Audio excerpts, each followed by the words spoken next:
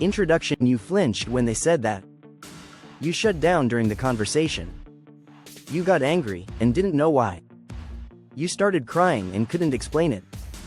That's not overreacting. That's not being too sensitive. That's a trigger. And while it's uncomfortable, it's not here to punish you. It's here to teach you.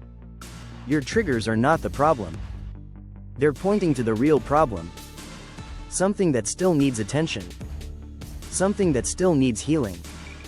Part 1. What is a trigger? A trigger is an emotional reaction that feels bigger than the moment. It's when a small situation brings up a big response. Why? Because it's not just about now. It's about then.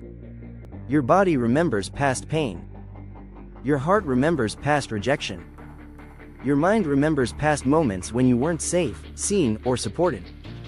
So when something similar happens today, even slightly similar, your system lights up.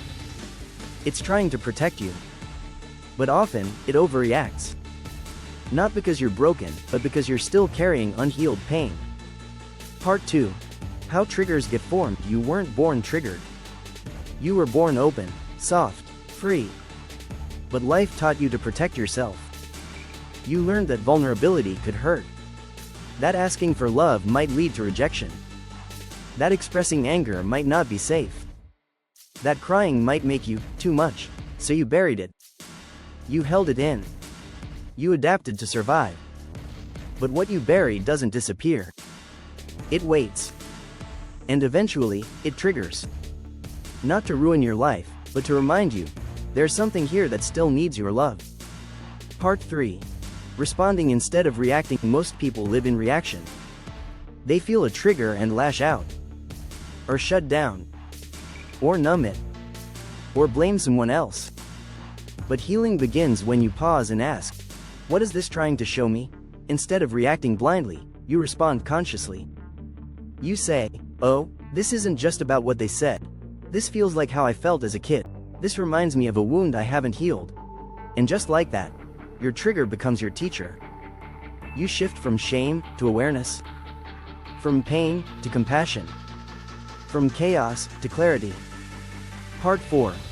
Using triggers to heal. So how do you actually heal through your triggers?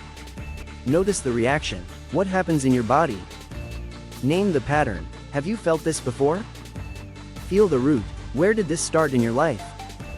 Validate it. Say, it makes sense that I feel this way. Offer care.